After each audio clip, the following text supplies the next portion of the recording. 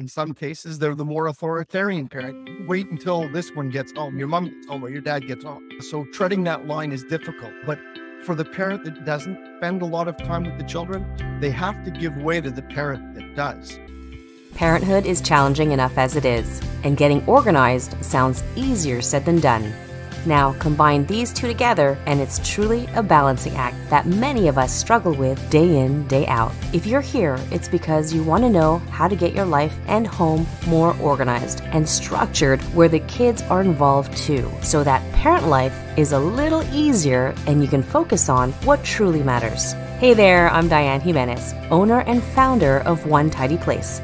I created this podcast because I know parents have their hands full. I know this because I have 3 kids of my own. Each week, we'll talk about all things organizing, teaching kids life skills, and contributing to the home, being on the same page with your partner, and raising your kids together while you tidy up, go out for a walk, or just need some real talk. I'm here for you. Thank you for tuning in. Are you ready? Let's do this.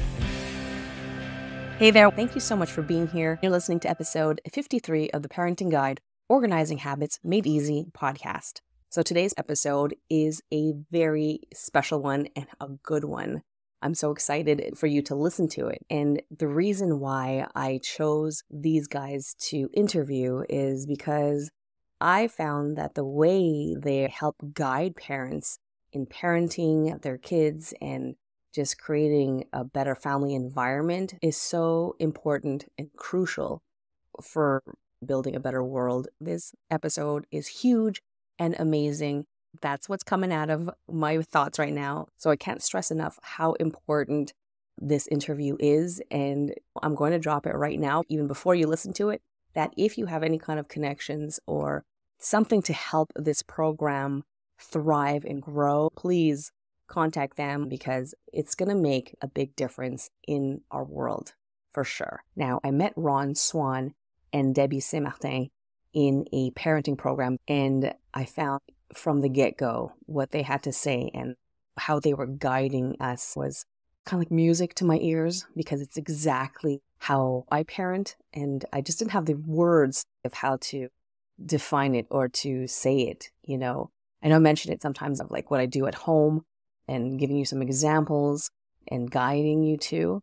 But the way this whole conversation came out and the way they were teaching us in this program, I guess I felt validated and I felt like, yeah, okay, this is great. This is exactly aligned with what I'm trying to put out there to my audience.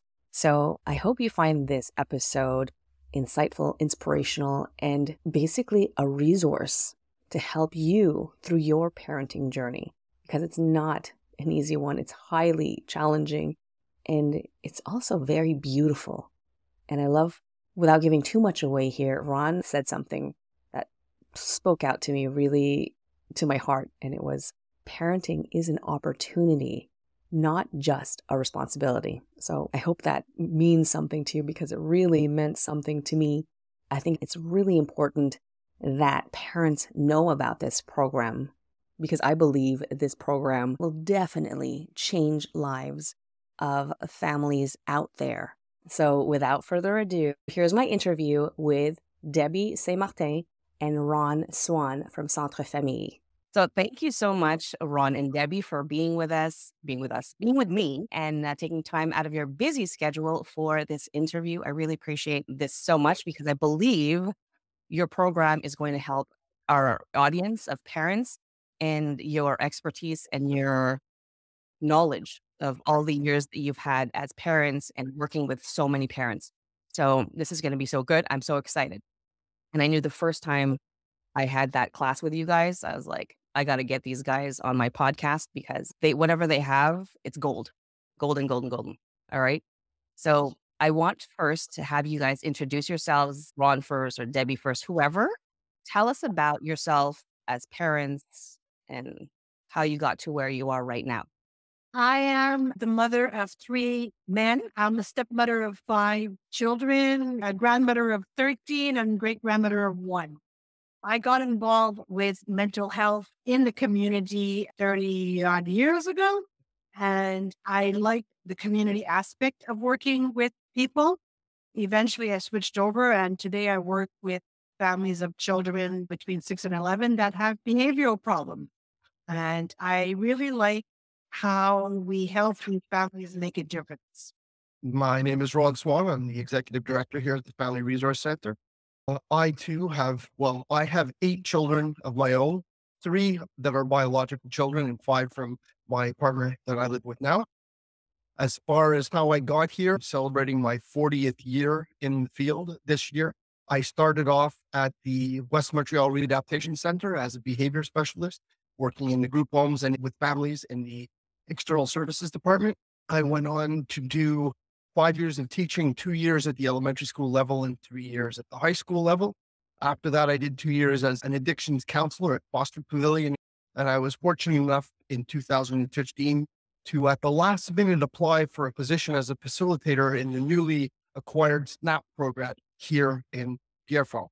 And the rest is essentially this story. I love it. So tell us a little bit about the SNAP program, because I don't think a lot of people know about it.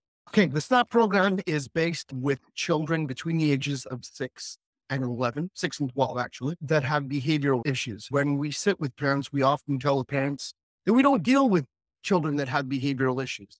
And that usually scares the heck out of most parents. But the fact is, what we do is not necessarily in regards to their behaviors. It's more in regards to the way they think. And we know that changing the way children think makes them change their behaviors. However, because the children are between the ages 6 and 12, we can't exclusively work with the children. We have to work with the children's most significant modeling situation, which of course is their parents. So getting children to change the way they think always includes having to get parents to change the way they think. The program is called SNAP. It's an acronym for Stop Now and Plan, or if you prefer in French, Stop, n'agis pas, analyse et planifie. It's a very positively oriented program. It is based in CBT, cognitive behavioral therapy. For those of you who understand what that means, I don't, but that's okay. That being said, we work with changing the dynamics and routines in families. Love it. I love it. So not necessarily just helping the child, but involving the parents too, because we are their first teachers, right? So I absolutely love that. That's so cool. First and most prolific teachers. Yes. Do you believe, because I hear this sometimes, they're like, oh, my kids are 18, they're 21, they're adults now, I'm done teaching. What are your thoughts on that? I would say that the day that you as a parent stop teaching is the day they put the first nail in. You're there for a reason. The fact is that your experience, your life experience, your parenting experience obviously is more extensive than your children's, and anything that you can do to help them at any stage of life is that much more important and that much more needed. That got me when you said that, put a nail in it. I was just like, no, my heart just broke a little bit there. Okay. In the parenting program, I'm going to say a little bit of a nugget that you gave us parents, and you talk about the 3 C's in parenting. Can you tell us a little bit about that? Communication, consistency, creativity. Why is that so important? Okay. You show me a family or a family that deals with a lack of creativity or a lack of communication. I'll show you a family in trouble, a family in need of assistance. Thus, we're there. The fact is that the consistency with which a parent parents their child has a lot to do with how secure, how comforted it feels. And the child can't learn or live properly or appropriately if they lack those things. So we refer to them as the pillars of parenting. Without a doubt, absolutely and definitely necessary. Any parent will tell you that creativity is a big part of what they have to do as far as their children are concerned. Because let's face it, you don't approach a child of 3 or 4 the same way you approach a child of 10 or 11 or 15 or 16 or 28, 30. The fact is, you have to be able to adapt to changing lifestyles, changing times, changing children. And the fact is that as we grow, we change, they change, and we need to be able to be adaptable as far as that's concerned. So creativity is an absolute. And as far as communication is concerned, every parent hopefully have to communicate. We tell parents during the program that, 80% of communication is essentially done non-verbally. Understanding that that is a necessity gives parents the understanding that it's not just what they say, it's what they do. I grew up with the saying, you do as I say, not as I do. We quickly learned that that's not a really positive way to parent. So communication is a necessity. Yeah, I get where you're coming from because that grew up the same way with that mentality. My father was in the military, so there was a certain way. I love that you've mentioned creativity because I don't think as parents we even identify that as being creative. To us, creative is like, oh, I can draw well, I can paint, and I do dances or whatever. But we don't think that creativity plays a huge part in parenting because we're constantly adapting to the moods, the changes, the likes, the interests, and the dislikes. So we always have to be practically on our toes. So I like that you emphasize that a lot. Now, you mentioned consistency. This is like I get that all the time. And it's actually going to be my next question, which works into it really well. As parents, what is your advice on how do I get my kid to help out at home and be consistent about it? Okay. When you say help out at home, what do you refer to? Chores? Usually, yes, around that chores, just putting out the garbage, helping out with supper, or even, helping their siblings sometimes, like get me that diaper or something without the stomping and the eye rolling or something. I would say a big part of what you have to do as a parent is understand that the stomping and the eye rolling is one of those things that you don't necessarily have to involve yourself with it.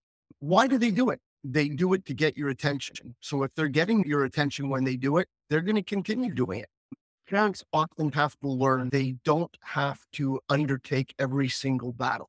Show me a parent that undertakes battles. I'll show you a parent that is unhappy and a child that is unhappier. Making your child understand that as a part of the family, they have a certain responsibility is something that you do naturally. And the only way you can do it appropriately is to model that behavior for them. If you yourself are authoritarian, we often say to parents during the program, what happens to most dictators?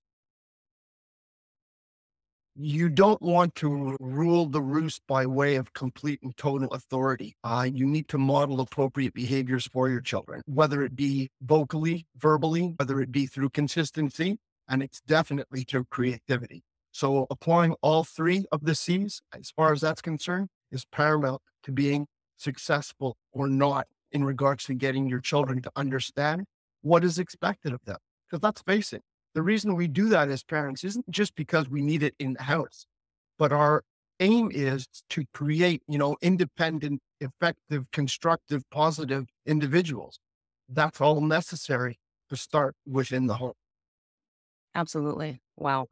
Very cool. I keep saying cool. I'm sorry. It's almost like my go-to word. Considering the weather coming up today.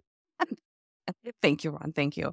All right. So consistency, it's really difficult and very challenging for many parents, especially after a long day, tough day at work, just, basically the day handing you your ASS, your ass, right? And then you've got the kids with the homework. And if you have multiple kids, multiple homework, with their emotions and everything. So it's super challenging to fit all of that. Can you help out at home? Can you do this and that with such a limited amount of time that we have in the evening with supper, bedtime, activities, getting everybody going within a certain time frame and, trying to be calm so that they can sleep well and have a restful sleep. So how do we as parents, I don't know, with your advice as parents or with the parents that you see, how do we deal with that? How do we be consistent when we're just mentally drained and overloaded and our tempers are like just there? First thing I'd say is one of the things that parents seem to struggle with is setting priorities. And often in today's society, setting priorities is based on keeping up with the Joneses. We tend to overlook things that we actually feel are more important, but don't necessarily prioritize. And I mean, let's face it, as parents, chances are our most precious commodity is our children. Making sure that we understand that we have to prioritize them can make the difference between, a child growing up affectionately and comfortably and positively and constructively or not. So setting our priorities is a big part of how we can make sure that our children understand what's important. Wow. And every family has different priorities. So when you're talking about priorities, you're mainly talking about the big picture of what we want our children to become later on. Mhm. There's an old saying, can't see the forest from the trees. There's another saying that some people can't see the tree from the forest. And sometimes it's very, very difficult to tread that very fine line. But understanding the things that are most important to us is the way we're supposed to set our priorities. So for parents, looking at what is most important and what we want most is the way we're going to dictate to our children. So we need to understand that the choices that we make our children very significantly as their most prolific teachers.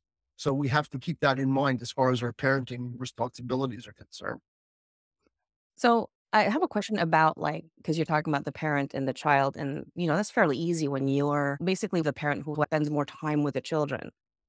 What if maybe this is a two-part question? What if there's the other parent and they're not necessarily understanding that portion of the way you parent? And what if you both have different parenting styles? Like how do parents navigate around that?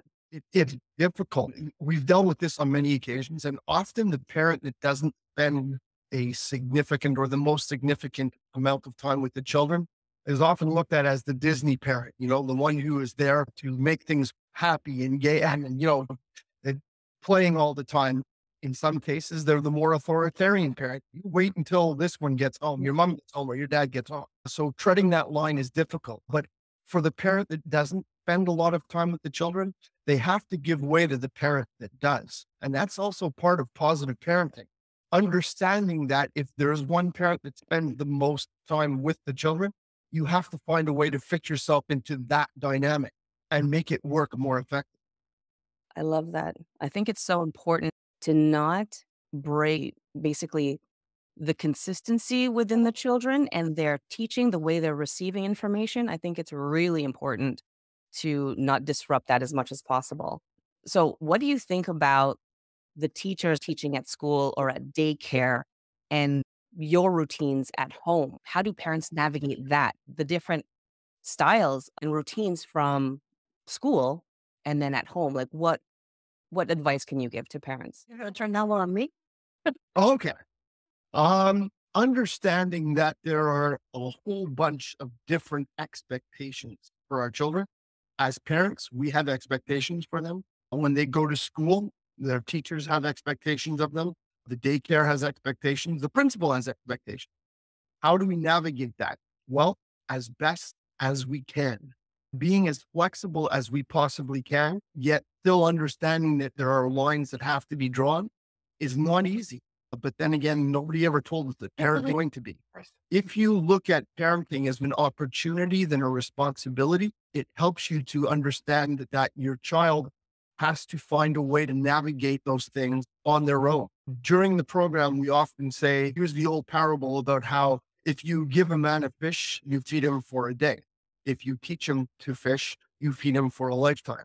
A child growing up is fun, and getting them to understand the different expectations that not only you have, but that others have, helps them to develop expectations of their own. So it's a matter of guiding them, using the best as much as possible, trying to avoid the worst. But the fact is, you can't avoid it all. So dealing with negativity is a big teaching your child how to grow up constructively.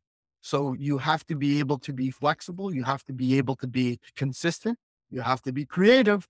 And God knows you have to communicate a lot. Wow. And say as well as what you do. Amazing. And it almost sounds so easy, but it's not. It's just funny. Yeah. But I so wholeheartedly agree and believe that. I love that you said parenting is an opportunity and not a responsibility. It almost like, Just the responsibility. Obviously, there's a responsibility in parenting. But yes, if we did it as solely a responsibility, In some cases, people look at it as more of a drudgery because it's just a responsibility. But let's face it, we're looking towards the future. Most people do. If you're going to look towards the future, you first have to look at the ones that are living in your house because it's part of their existence as well. They're the ones that are going to shape the future. So if that's the case, it's our responsibility to make sure they shape it appropriately. Yeah, I love it. I love, love, love everything you just said. And the whole teach a man to fish, that is exactly my thought process. That's kind of like how I want to, I guess, with the kids and running my business and with my course that's coming up. I believe that so much. Wonderful, wonderful. Okay. What would you recommend, like a habit for parents to help? I guess you covered it a little bit, but maybe dive into a little bit more details. What would you recommend for parents to help build stronger, closer relationships with their children? Listen, often as parents, we see ourselves as adult, somewhat know-it-alls. They're just children.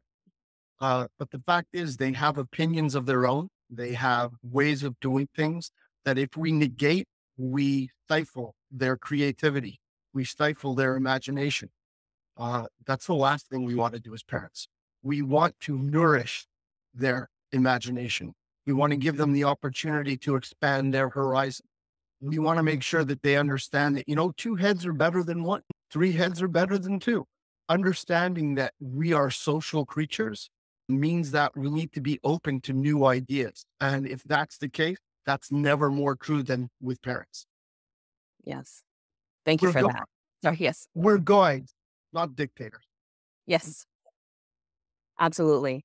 Just listening to you got me thinking about the listening part. I find it's a huge and important role for you as a parent for the child. So, what happens when there is a disagreement with your partner and you do disagree? It happens.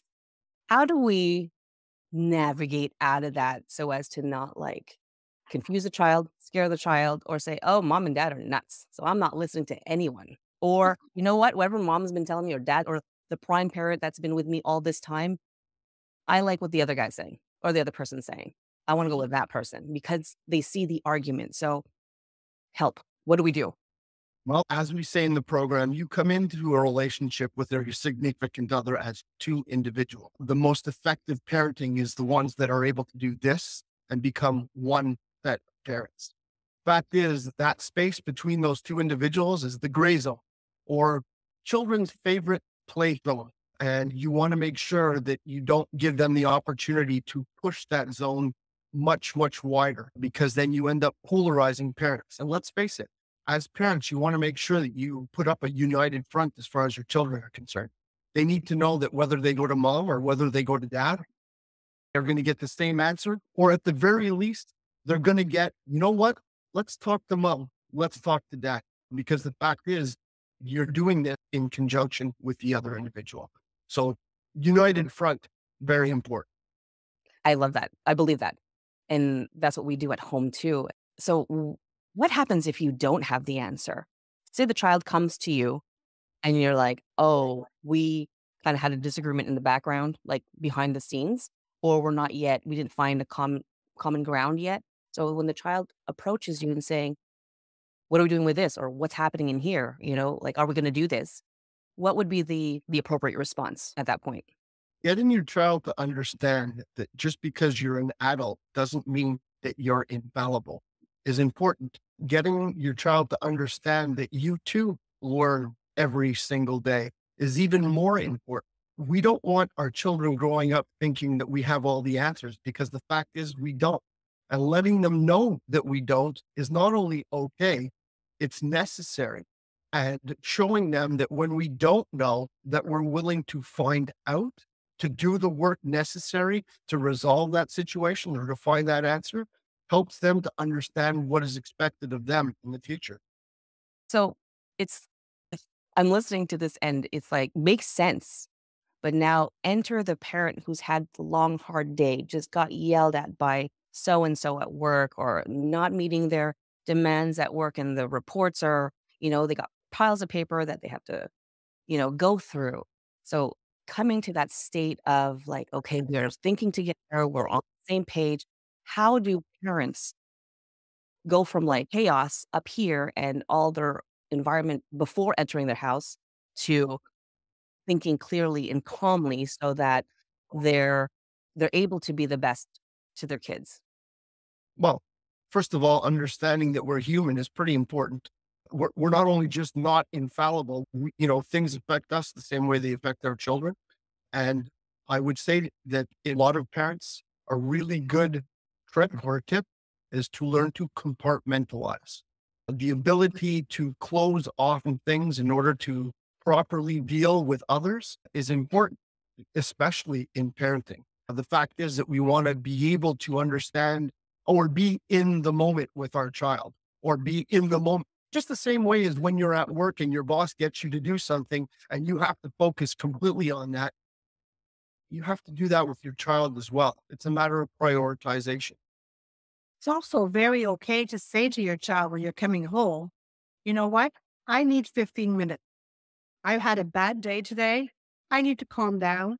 I need to either, go change into something more comfortable, have a glass of wine. I just need some time to calm down. It's okay to tell them that because sometimes they come home from school all hyped up and they need that time to calm down as well. Although I would suggest if they come home and say they need a glass of wine, it might be a little early. Just a little early, a few years early. I love that. It's really important. Like you said, it comes back to showing them the behavior, the appropriate behavior when we're in a heightened state or we're super angry or super frustrated. You're showing them without telling them. Mhm. So Actually, by showing them, you are telling them. right. I meant like verbally, but Yeah. But see, that's the problem with a lot of parents is they figure it's more important what they say. In all actuality, if 80% of communication is nonverbal, it's more important what you do Hmm. because your child is consistently watching you. Like I said, little sponge. And the way you deal with situations a lot of the time has a lot to do with the way they're going to deal with situations, you know? yes, yes. So that brought me thinking now, because now we're kind of saying child. What happens when we have multiple children? And when we started growing our family, we had one kid, then we had a second kid, and oh, we have a third kid now. And a lot of, friends and other couples were telling us, like, are you crazy? How are you going to deal with a third one? Like one parent will take one kid, you have two eyes, you have two hands, or you have two parents. Like the third one is just going to kick you in the face. What do you do? So can you tell us, being parents of multiples, how do you deal with that? Especially if they all have their own personalities, they all have their demands. They're, one or all three or five of them are heightened. Like, what do we do? It's chaotic. Well, here's a question. How many friends do you have? Well, Facebook says, Yeah. You're able to adapt accordingly to your friends. Is that something that you do consciously or is it something that you do unconsciously? unconsciously. Then why can't you do that with your children? Hmm. I guess The it's fact, almost like a different feeling because, like, your friends are your friends, and then family's like, okay, I produced this. I have to make it but right. the fact is, you have to understand as a parent, like you said, they each have their own personality. They each have their own way of doing things. That's great. You know what? Variety is the spice of life. And the way you deal with one child may not be the same way you deal with the other. You're still the same person, but you understand their differences as well as yours. Never more important than when you're a parent. So understanding differences is part of being a parent. And I often say it's part of growing as a parent because that's what we do. We learn from them just as much as they learn from us. Yeah. Yeah. So, in the midst of the chaos, how do you prioritize? What do we deal with first? By prioritizing, understanding what is most important. That's your priorities. Yeah. I love it. Yeah. Oh, right. You talked about that. The This fact is is, so good. understanding what is most important is difficult often, especially when you're in the juice. You know what I mean? Which is why the program at the center is more of a proactive approach as opposed to a reactive approach. The fact is, if you are a consistently reactive parent, I feel so badly for you because you're constantly dealing with a child who is emotionally out in left field. If you can find a way to avoid that child getting into emotional left field, you're that much more ahead of the game. And do you teach this? This is a great segue into kind of like where can people find you and find more about your program? So, can you tell us a little bit about your program in dealing with the different personalities, different parenting styles, different people? Can you talk to us a little bit about what you do in your program and how do you help families? First and foremost, we don't teach. The people who work in the program are facilitators, and there's a reason we use that particular term. We don't sit in front of families and lecture them. We get families to discuss some of the things that they do, as well as giving them some of the ideas that we have through the program itself. Often parents learn as much from other parents as they do from us. Understanding that they're not alone is a big part of why the program is as successful as it is. A lot of parents that have children with behavioral issues spend a lot of time isolated in their homes. They can't get babysitters. They don't want to go out to a restaurant or to a movie theater because they're afraid of their children's behavior. So they feel very isolated. Understanding that they're not isolated, that they're not alone, can be epiphanous for a lot of parents. And the fact is, one of the biggest side benefits of the program is it creates social connections. A lot of these parents end up becoming friends, babysitting for each other or going out to dinner together or backyard barbecues. It's a big part of why the program is as successful as it is. And it's because the program is based more in a positive approach as opposed to a negative one. Because we know that individuals learn more when they're working towards something as opposed to working away from something. Yeah, I love it. I love, love, love everything that you're saying here. And because you're helping so many people kind of like help each other, help themselves, and create that community and that support group at the same time, letting them know you're not alone here. There's so many people, in the same like juice as you, Yep. versions of it, right? So in your program, where are you located and how can people find your program and be part of your program? I knew that was going to come. Answer Debbie. We are located in Pierrefonds, but we also do virtual groups for those who can't get to us. The groups are usually 13 weeks long. Parents are in the group. Children are in another separate group. There's a couple of sessions that we all get together that we can practice what we've learned through the parents, and the kids get to practice what they've learned as well. So every week we talk about different subjects. We talk about bullying. We talk about dealing with anger. The object is we're helping the children find better ways to manage their emotions. What is their emotion? How to understand them, how to deal with them, how to make better plans in life. And for the parents, it's how do we communicate better with our children? How can we make changes at home that will affect the children, not just at home, but in school and in the community? So to get to us, you can go on our website, www.centrefamille.com. Under programs, there's a SNAP program, and it talks a bit about our SNAP program. SNAP also is a program that belongs to the Child Development Institute in Toronto. So you get to see a little bit about what they are as well. And you can register directly online with the program and somebody contacts you and we start the process. That's amazing. And how many families approximately have you helped over the years? How long have you been in business right now? Now, the first group started in September 2015. In Pierrefonds?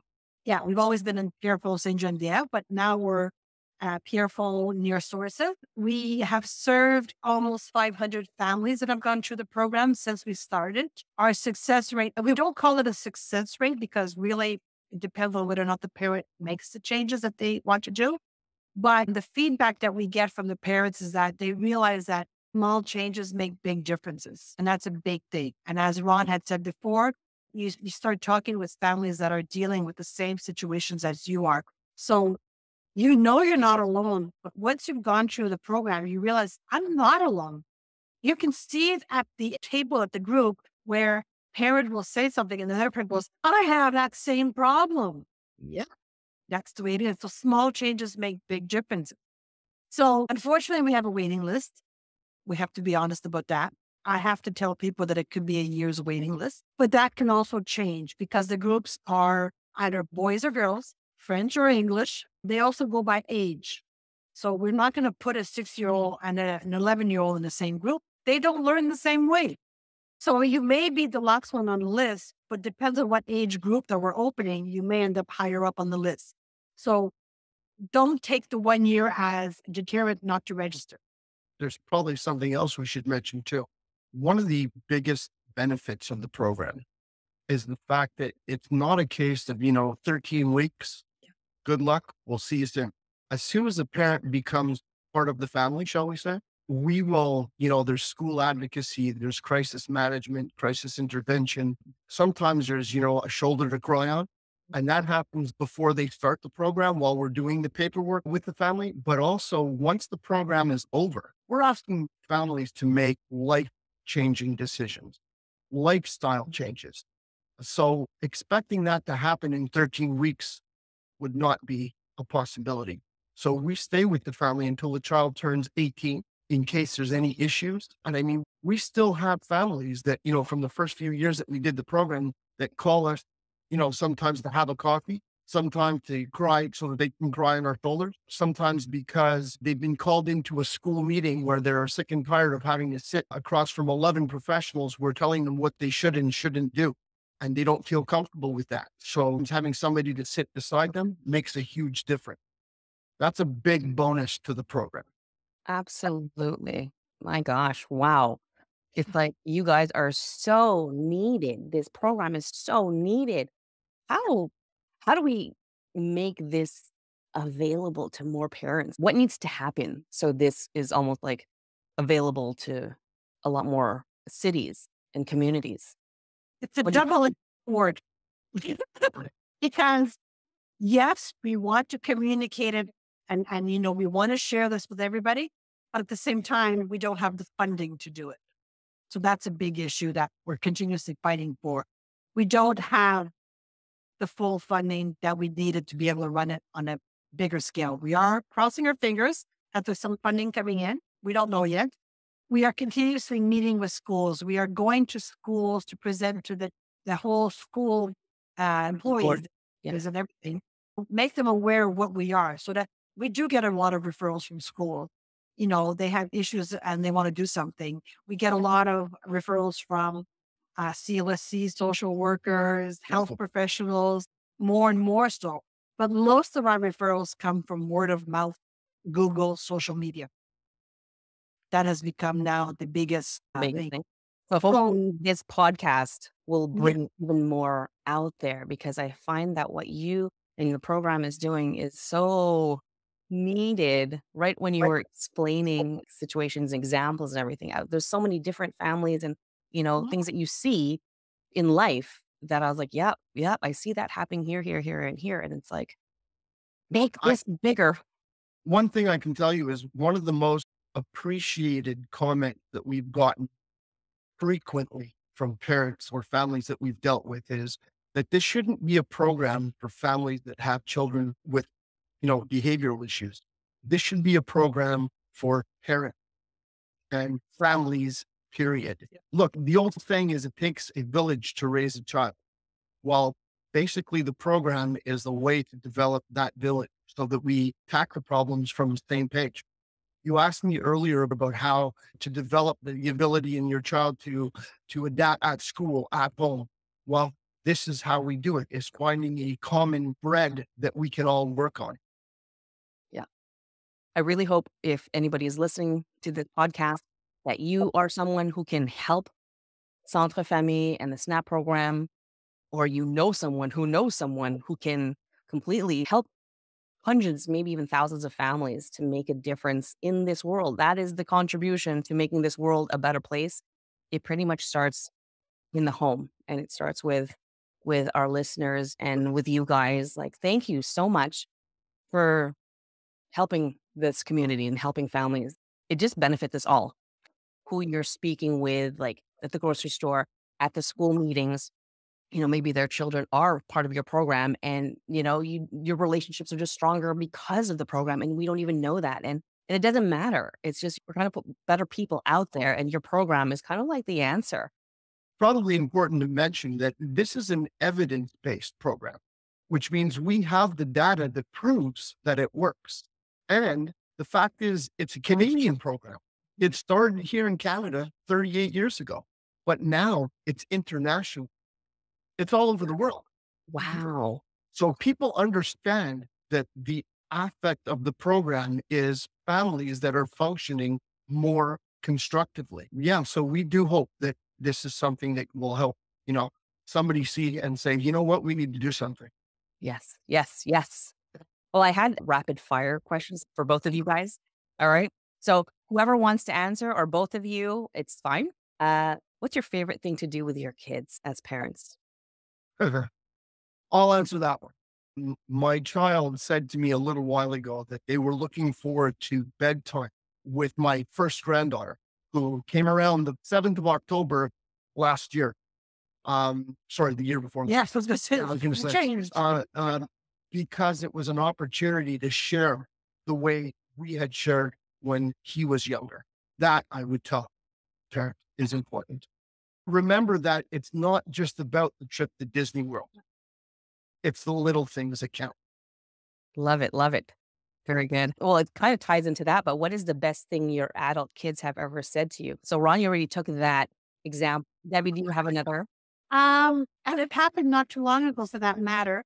Thanking me for giving him the extra sharing what I do in my jobs. It has helped him in his own job, working, coming along. I'm driving my kids to all of my jobs. I've worked in community for over 30 years.